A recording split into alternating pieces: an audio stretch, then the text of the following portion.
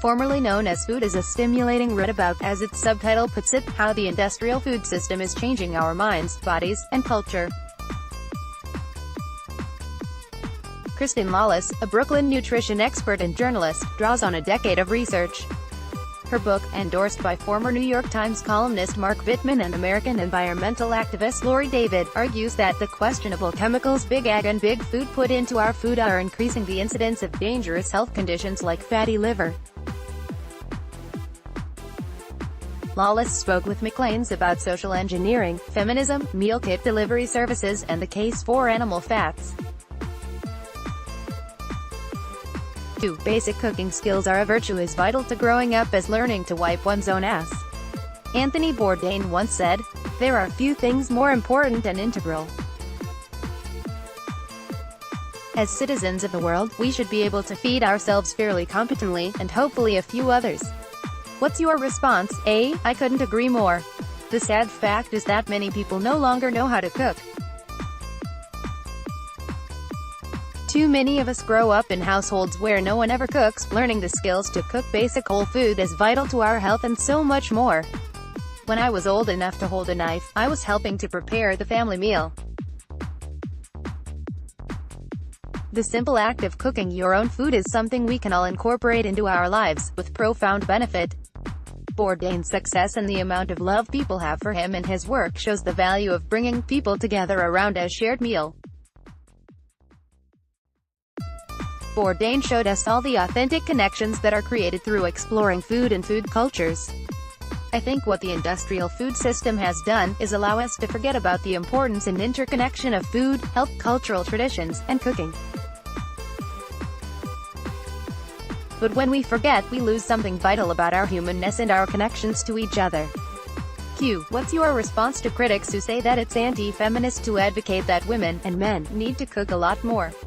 This thinking stems from the idea that women will achieve liberation and equality solely through work done outside of the home. In the book, one highlight the writings and work of Selma James, the founder of the Wages for Housework campaign. As women left the home for work, the industrial food system was happy to step in and provide convenience foods and fast foods as replacements for home cooking. After all, someone has to provide the food. I'm not clear on how there is anything feminist about letting corporations take over such a vital component of our lives as food production.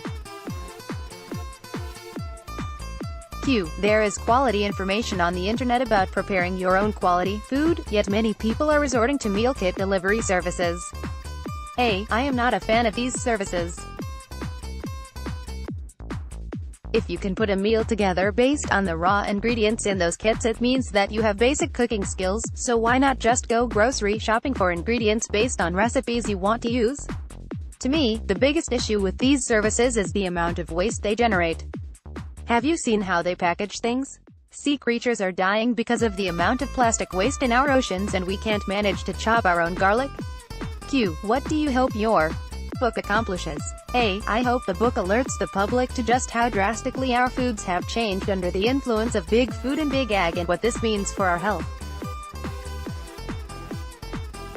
After a decade of counseling a wide range of people on nutrition and food, I can tell you that nearly everyone I worked with was misled and misguided about what to eat. It cuts across all social demographics. But when you do understand how to eat well, which is so critical to your overall health and well-being, it is incredibly empowering. Broadly, we need to relocalize our food economies and get involved in food production in our communities. And we also need to demand policy change from our lawmakers. I end the book with a new food movement manifesto, and call for things like federal paid parental leave, a universal basic income, and nutrition and cooking education in all public schools. Q. What might challenge readers? A. My critique of the current food movement. Shopping advice: to buy organic, or shop at your local farmer's market, does nothing to change the fact that most of our food is completely controlled by corporations, or that the regulatory agencies are not doing their jobs to protect our food supply. They do nothing to help the vast majority of people who are stuck eating the crappy processed foods full of potentially harmful chemicals. Q. How about your take on gluten? I'm of the school that for non-celiacs, it's okay if properly fermented, broken down. A. I love bread and I eat it regularly.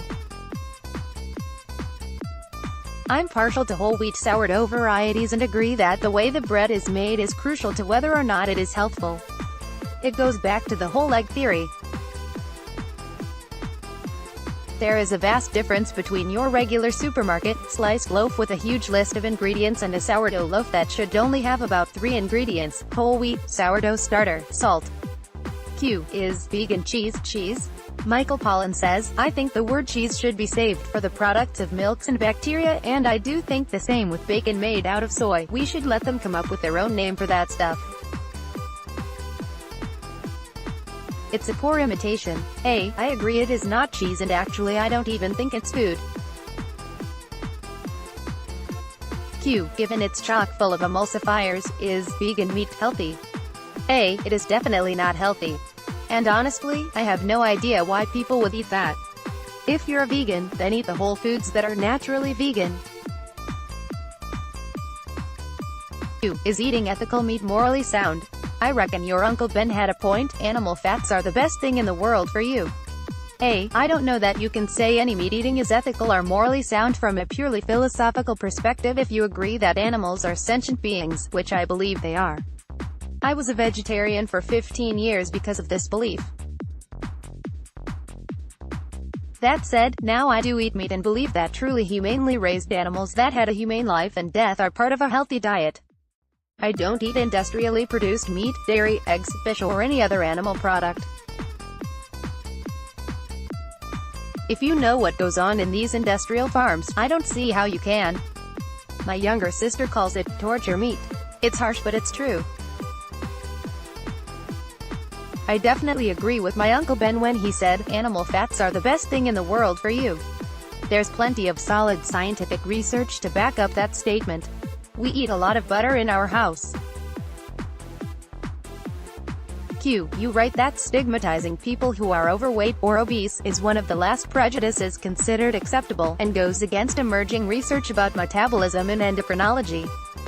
Will this change? A. For this to change, people need to understand the nature of our food and health crises, which means, number 1, actually understanding some of the fundamentals of nutrition that have been completely obscured by the agendas of big food companies. There are chemicals in our food that are causing weight gain regardless of caloric intake, for example. Once you become obese, your whole metabolic function changes in such a way that it becomes increasingly difficult to lose weight. Q. Dieting advice is so contradictory and confusing. What do you recommend? A. Follow the idea of my whole egg theory. Eat only whole foods. An egg, butter, whole milk yogurt, broccoli, an apple, a steak, roasted chicken, etc. If you eat them to the exclusion of all the processed and crappy foods that fill the majority of the space at grocery stores, you'll be healthier for it.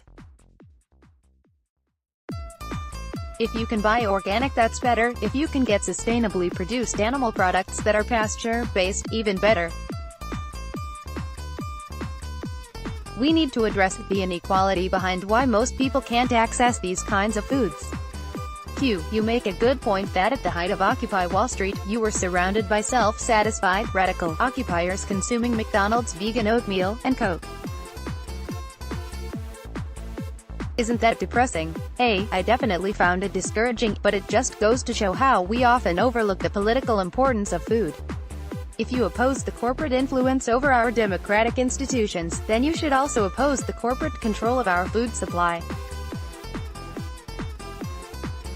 Big food companies, and Big Drink, have been masterful at convincing the public that your right to buy their unhealthy products is akin to political freedom and actually represents some sort of patriotic duty. Q. You write that 10 companies control food and beverages.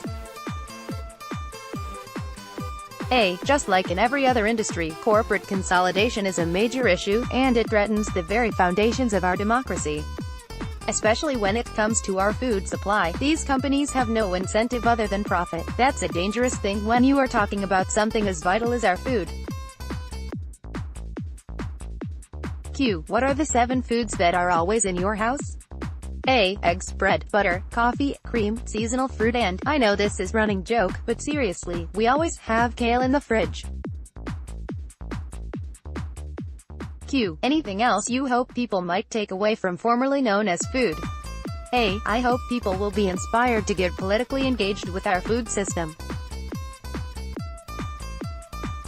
We need to organize and advocate for policy that will hold the big food and big ag companies accountable for what they are doing to our food, our environment and our health. We've become so disconnected from our food supply, letting corporations take over this fundamental aspect of our lives. Why did we let this happen? We need to be involved with our own food production at least to some degree. You can learn to cook, plant a garden or join or create a food cooperative in your community. This dialogue has been edited for length and clarity.